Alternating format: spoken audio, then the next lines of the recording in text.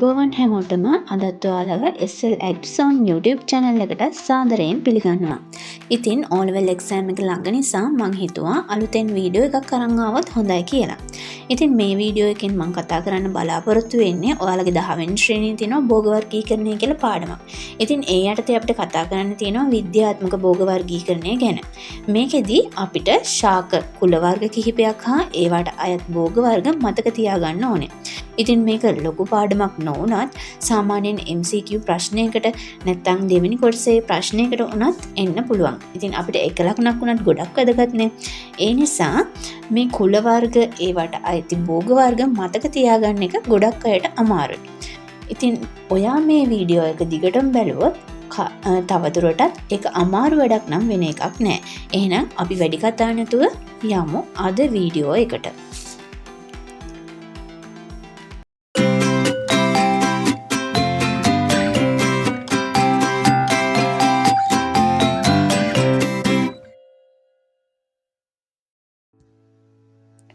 හරි ළමයි එහෙනම් මේ තමයි ඔයාලගේ 10 වසර පොතේ තියෙන භෝග වර්ගීකරණයේ පාඩමට අදාළව තියෙන කුලාණු භෝග වර්ගීකරණය කියන කොටසට අයත් ශාක කුල වර්ග හා ඊට අයත් භෝග. ඒ කියන්නේ දැන් මේ භෝග වර්ගීකරණය කියන පාඩමේදී අපිට භෝග වර්ග ප්‍රධාන ආකාර දෙකකට වර්ග කරන්න පුළුවන්. පළවෙනි වර්ගීකරණය තමයි කෘෂිකාර්මික භෝග වර්ගීකරණය.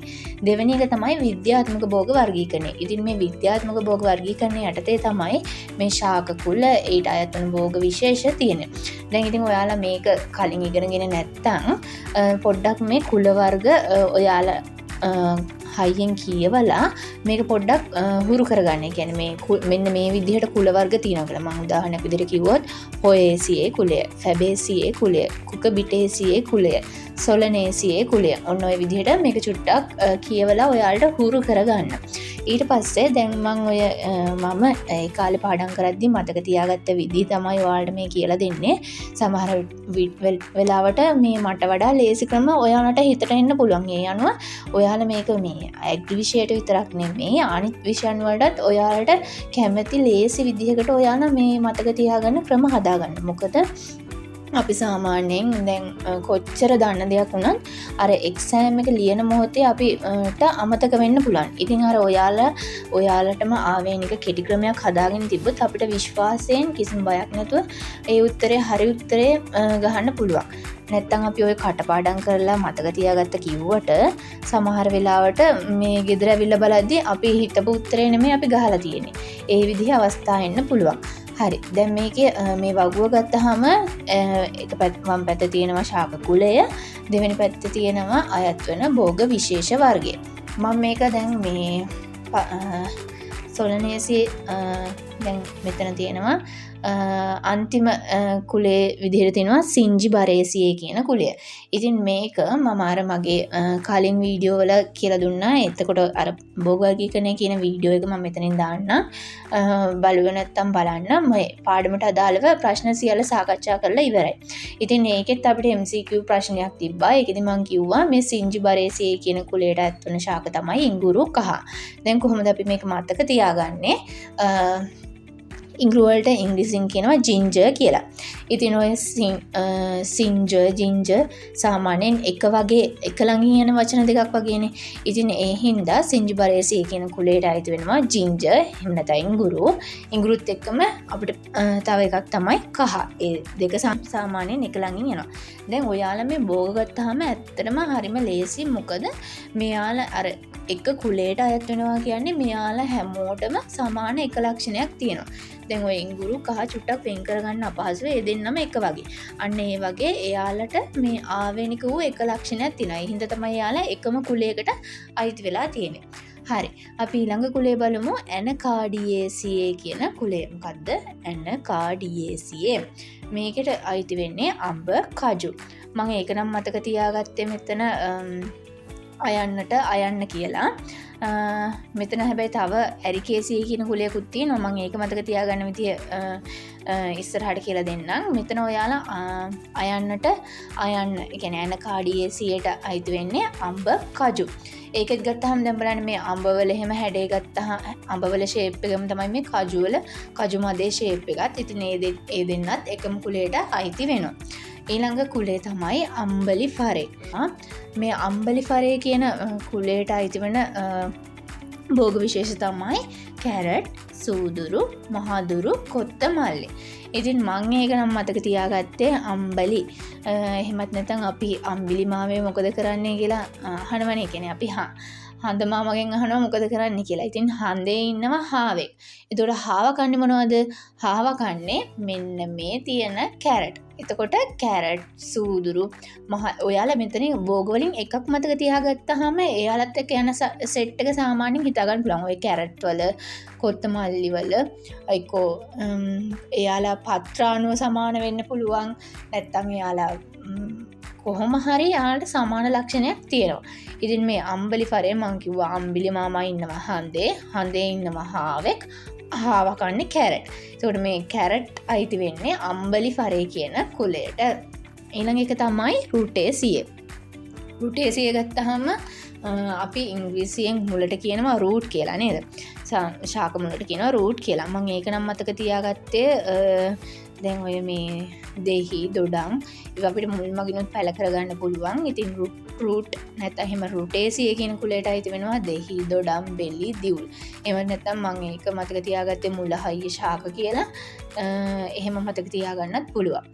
ඊළඟ කුලය තමයි යුෆෝබියේසිය කියන කුලය. එතකොට ඒකට අයිති වෙනවා මඤ්ඤොක්කා, රබර්, තෙල්, එඬරු. ඔයාලා දැන් බලන්න මෙන්න මේ මඤ්ඤොක්කා වල කොලේ, එඬරු වල කොලේ ඒවා පත්‍ර වලින් එයාලා සමානයි නේ. අන්න ඒ හින්දා තමයි එයාලා එකම කුලයකට දාලා තියෙන්නේ. ඒතකොට මේක මම මතක තියාගත්තේ අපි ඉංග්‍රීසියෙන් ෆෝබියා කියනවා. අර බයට අපි ෆෝබියා කියලා කියනවනේ. එතකොට සාමාන්‍යයෙන් ඔය මඤ්ඤොක්කා කාලා කොකා කෝලා බොන්න එපා කියනවා. නැත්තම් මඤ්ඤොක්කා කාලා පෙනඩෝල් ඔන්න ඔහොම එකක් තියෙනවනේ. අපි බයයි සාමාන්‍ය මඤ්ඤොක්කා කාලා කොකා කෝලා බොන්න බයයි. අපිට බයක් තියෙනවනේ. අන්නේ ෆෝබියාව තියෙන කුලය තමයි මොකද්ද? යුෆෝබියේසිය කියන කුලය. එතකොට ඒකට අයිති වෙනවා මඤ්ඤොක්කා, රබර්, තෙල් එඬරු කියන ඒවා අයිති වෙනවා. ඊළඟ කුලය තමයි ඇමරිලිඩේසිය කියන කුලය. මේක මම මතක තියාගත්තේ සාමාන්‍යයෙන් ඩේසි මල ළඟින් යනවා ලූණු මල්, ලීක්ස් මල්, සුදු ලූණු මල්. අර ඩේසි කියන ළඟින් යන හින්දා ලූණු, ලීක්ස්, සුදු ලූණු කියලා මම ඒක මතක තියාගත්තා. ඊළඟ කුලය තමයි බ්‍රැසිකේසිය කියන කුලය. එතකොට ඒක නම් ගෝවා, අබ, සලාද. සාමාන්‍යයෙන් ඔය ගෝවා, සලාද චුට්ටක් ගණන් වැඩි එළවලු නේද? ඒක පොෂ් ගතියට තියෙන එළවලු තමයි ඔන්න ඔය සලාද, ගෝවා. ඒ හින්දා එයා පොෂ් නමක් තමයි එයා අයිති වෙන කුලයටත් තියෙන්නේ. බ්‍රැසිකේසිය කියන කුලයට තමයි ඒ සෙට් එක අයිති වෙන්නේ. ඊළඟ කුලය තමයි ඇරිකේසිය කියන කුලය. එතකොට ඒකට මම මතක තියාගත්තේ ඒකත් මේ මතක තියාගන්න පුළුවන් තාල වර්ගයේ ශාක ටිකක් කියන්නේ පොල්පුවක් ඔන්න ඔය සෙට් එකකින් ඉන්නේ. එතකොට ඒක මම මතක තියාගත්තේ අපේ එහා ගෙදර තියෙන කියන්නේ එහා ගෙදර මිනිස්සයා අපේ පොල් ගහත් එක පොඩි ඇරියස් එකක් තියෙනවා. ඉතින් මේ මෙතන තියෙන ඇරි කියන වචනෙන් ඇරියස් එකක් තියෙන කුලයට අයිති ශාක තමයි මෙන්න මේ පොල්, පුවක්, කිතුල් කියන ශාක ටික. එහෙනම් ඔයාලට ඒකත් ලේසියෙන් මතක තියාගන්න පුළුවන් වෙයි. කියන්නේ මම මේ ඔයාලට ලේසි වෙයි කියලා කියන්නේ ඔයාලා මේ කැමති නම් ඔයාලට වෙන මතක තියාගන්න පුළුවන් විදියක් ඔයාලා හදාගන්න. උදව්වක් වෙයි කියලා හිතලා තමයි මේ වීඩියෝ එක කරේ. ඊළඟට අපි බලමු කොන්වෝල්වුලේසිය කියන කුලය. ඒකට අයිති වෙනවා කංකුම්, බතල. දැන් ඒකත් අර පත්‍ර වලින් සාමාන්‍යයෙන් ටිකක් ළඟින් යනවා. එතකොට ඒක මම මතක තියාගත්තේ කොංකුම් කියලා. මෙතන මේ මුල් ලකුණු දෙක ගත්තා කොං කියලා. මෙතන කංකුම් වල අන්තිම ලකුණු දෙක ගත්තා කුං කියලා. කොංකුම් කියලා ගත්තා. මේ මම මුලින් කිව්වේ ඒකයි. ඔයාලා මේ කුල ටික පොඩ්ඩක් මේ කටට හුරු කරගන්න. එතකොට ඔයාලට මේ සම්පූර්ණ කියව ඉන්න ඕනේ. දැක්ක ගමන් කොන්වෝල්වුලේසිය කියන කුලයට අයිති වෙන මොනවද? කංකුම්, බතල කියලා ටක් ගහලා ගහන්න පුළුවන්. ඊළඟට මැල්වේසියේ ඒක නම් ලේසි ක්‍රමයක් නෑ. ඒක චුට්ටක් අර කටට හුරු කරගෙන මැල්වේසිය අයිති වෙන්නේ බණ්ඩක්කා කපු කියලා මතක තියා ගත්තා. ඊට පස්සේ සොලනේසිය තියෙනවා. මේක නම් ප්‍රධානම. අයගෙන අපේ ඔය පලිබෝධ පාලනයේ පාඩමේ ඔය භෝග වර්ගීකරණේ හැම තැනම ඔය සොලනේසිය කුලය අනිවාර්යෙන් අහනවා. ඉතින් ඒ 4 දෙනා අනිවාර්යෙන් කටපාඩම් කරගන්න කොහොමද මිරිස් බඩු තක්කාලි අර්තාපල. ඔන්න ඔය සෙට් එක 3 වතාවක් විතර කියලා පුරුදු වෙන මිරිස් බඩු තක්කාලි අර්තාපල. ඔය විදිහට 3 වතාවක් විතර කියලා පුරුදු වෙන්න සොලනේසිය කුලයට අයිති වෙන්නේ කියලා මේක එතකොට මතක තියාගන්න පුළුවන්. ඊළඟ එක්කෙනා තමයි මෙන්න මේ කුකබිටේසිය කියන කුලය. ඒකත් එහෙමයි. එයාලත් පලිබෝධ පාලනයේ පාඩමේ දෙනවා අනිවාර්යෙන්ම කුකබිටේසිය කුලයට අයිති වෙන්න ඔය මම නම් මගේ පෞද්ගලික මතය අනුව මම කන්න අකමැතිම සෙට් එක තමයි මම ඉන්නේ. කරවිල, වැටකොළු, පතෝල, ලබ්බු ඔන්න ඔය සෙට් එක. වැල් විදිහට යන්නේ කරවිල, වැටකොළු, පතෝල නම් අන්නේ සෙට් එක අයිති වෙන්නේ කුකබිටේසිය කියන කුලයට. ඉතින් ඒක නම් මම මතක තියාගත්තේ අපි සාමාන්‍යයෙන් කුක් කියන මොනවා හරි උයනවා. කුක් කියන්නේ උයනවනේ. එතකොට උයද්දී ඔන්න කර වෙනවා. අපි උයන එක කර වෙනවා. කුක කියන්නේ උයනවා. උයද්දි කර වෙනවා. ඒ තමයි කරවිල්ල, වැටකොළු, පතෝල, ලබු. ඔන්න ඔය සෙට් එක කුකබිටේසිය කියන කුලයට අයිති වෙනවා. ඊළඟට තියෙනවා ෆැබේසිය. එහෙමත් නැත්නම් රනිල කුලය. රනිල කුලයට අයත් භෝග වර්ග තමයි මෑ, උඳු, මුං, කඩල, බෝංචි කියන සෙට් එක. රනිල කුලයේ ශාක භෝග වර්ග ටික ඔයාලා දන්නවනේ පොඩි කාලේ ඉඳලම. ඉතින් ඒක මම මතක තියාගත්තේ රනිල කියලා මතක තියාගත්තේ නම් මේ රෆායල් සැන්ඩි කියලා මූර්ති ශිල්පයක හරි චිත්‍ර ශිල්පයක හරි ඉන්නවා. එතකොට එයාගේ රෆායල් කියලා අපි ලියන්නේ රයන්න මෙන්න මේ අකුර. එතකොට රනිල කුලයේ ශාකය වලට කියන කුලේ තමයි ෆැබේසිය කියන කුලය. අර රෆායල් කියන නමින් තමයි ඒක මතක තියාගත්තේ. ඊට පස්සේ රනිල කුලයේ භෝග ටික අපිට ඔටෝම මතකෙට එනවනේ. එතකොට ඒ කුලෙත් හරි. ඊළඟ ඉතුරු කුලය තමයි පොයේසිය. එහෙමත් නැත්නම් අපි කියනවා තෘණ කුලය කියලා. ඒකත් ඔය බලන්න වී බඩ ඉරිඟු අර එයාලට තියෙන සමාන්තර නාරට විඤ්ඤාසයක් අර එකම සෙට් එකේ අයිනවා වී බඩ ඉරිඟු ඉදල් ඉරිඟු එකක් මතක තියාගත්ත ඇති. ඒක නම් මම මතක තියාගත්තේ පොයේසිය කියද්දි අර එයන්නක් තියෙනවනේ.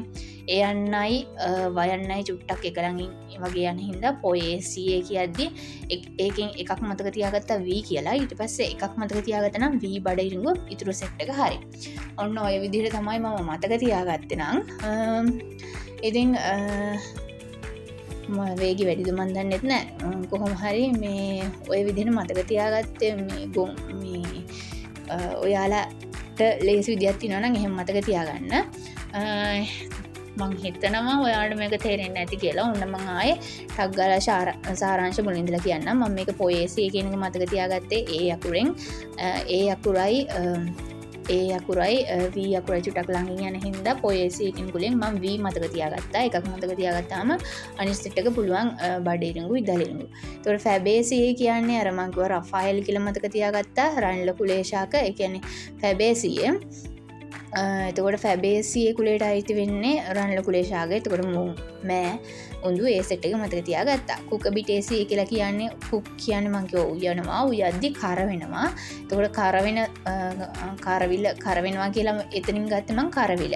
ඊට පස්සේ මං අකමැතිම සෙට් එක තමයි උතන ඉන්නේ වැටකොළු පතෝල ඔන්න ඔය සෙට් එකේ ඉන්නවා. ඊට පස්සේ සොලනේසිය මේක නම් කරන්න දෙයක් නැහැ. කටපාඩම් කරගන්න බඩු මිරිස් තක්කාලි අර්තාපල් ඒ ටික මතක තියාගන්න. ඊට පස්සේ මැල්වේසිය මතක තියාගන්න ඕනේ බණ්ඩක්ක කපු කියලා. ඊට පස්සේ කොන් වොල්ලුලේසිය මතක තියාගදී කොන්කුන් කියලා. කොන් කියන මුළු අකුරු දෙක ගත්තා. කංකුන් වල අන්තිම අකුරු දෙක ගත්තා. ඒ අයි බතලයි තමයි කොන් වොල්ලුලේසිය කියන කුලයට අයිති වෙන්නේ. ඊට පස්සේ ඇරිකේසිය ගත්තා. ඒ කියන්නේ පුවක් ගැන එහා ගෙදර කෙනා අපේ පොල් ගහත් එක්ක ඇරියස් එකක් තියෙනවා. මේ ඇරියස් එක තියෙන ශාක ටික තමයි පොල් පුවක් කිතුල්. ඊට පස්සේ බ්‍රැසිකේසිය ගත්තා. ඒවා අර පොෂ් සෙට් එක ගෝවා අබ සලාද. ඇමරිල් ඩේසිය වලින් මම ඩේසි කියන එක ගත්තා. ඩේසි හා සමානව යනවා ලුණු ලීක් සුදු ලුණු මල් එයාලගේ මල්. ඊළඟට මෙතන යුෆෝබියසිය කුලෙන් මම ගත්තා ෆෝබියා කියන වචනේ. එතකොට අපි සාමාන්‍ය මඤ්ඤොක්කා හැම ඔය කොකා කෝලත් එක කන්න බයයි අපිට බයක් තියෙනවා. ඒ බය තියෙන ශාක ටික තමයි මඤ්ඤොක්ක රබර් තෙල් එඬරු. ඊට පස්සේ රූට් AC එකෙන් මම ගත්තා මුලහය ශාක නැත්තම් මුල් මගින් ප්‍රචාරණය වෙන්න කරගන්න පුළුවන් දිවුල් බේලි දොඩම් දෙහි ඒවා. අම්බලි ෆරයකින් මම ගත්තා අම්බිලි මාමයි කියන්නේ හඳ මාමයි ඉන්නවා. ඒ හඳේ ඉන්නවා හාව කන්නේ කැරට් සූදුරු මහදුරු ඔන්න ඔය සෙට් එක ගත්තා. ඇනකාඩේ DAC එකෙන් කුලෙන් ගත්තේ මං අයන්නට අයන්න කියලා අඹ කජු. කියන්නේ අඹේ හැඩෙම තමයි අර කජු වල මදෙත් හැඩේ. ඊට පස්සේ සිංජිබර් AC කියන එකෙන් මං ගත්තා ඉඟුරු කහ. ඒ කියන්නේ ජින්ජර් ඔන්න එක ළඟින් යන වචන නිසා අන්න ඔය විදිහට ගත්තා. ඔන්න ඔහොමයි ඔය මතක තියාගන්න ක්‍රමේ කියලා දුන්නේ. හරි ඔයාලට පාඩම තේරෙන්නේ නැති කියලා මම විශ්වාස කරනවා. ඔයාලා මොකක් හරි ගැටලුවක් තිබ්බොත් මට කමෙන්ට් එකක් පල්ලෙහින් දාන්න. ඒ වගේම ඔයාලට පාඩම තේරෙන්නේ නැති කියලා මං හිතපු හින්දා මම පොන්චි රූප සටහන් ටිකක් මෙතන දාලා තිනවා. මෙන්න මේ රූප සටහන් ටික බලලා අන්න ඒ භෝග අයිතිවන කුලේ මොකක්ද කියලා ඔයාලා මට පහලින් කමෙන්ට් එකක් දාන්න. මං අනිවාර්යයෙන්ම බලනවා. වීඩියෝ එක හොඳ නම් ලයික් කරන්න, කමෙන්ට් කරන්න, ෂෙයා කරන්න. ඊළඟට මේ වගේම මං අර ඔයාලට එක්සෑම් එකට ලේසි වෙන එක්සෑම් ටිප් ටිකක් ගේන්න බලාපොරොත්තු වෙනවා. සයන්ස් විෂයට වගේම ඇග්‍රි විෂයටත් දිගට මාත් එක්ක රැඳිලා ඉන්න ආරාධනා කරනවා. එහෙනම් අපි අලුත් වීඩියෝ එකකින් හම්බෙමු.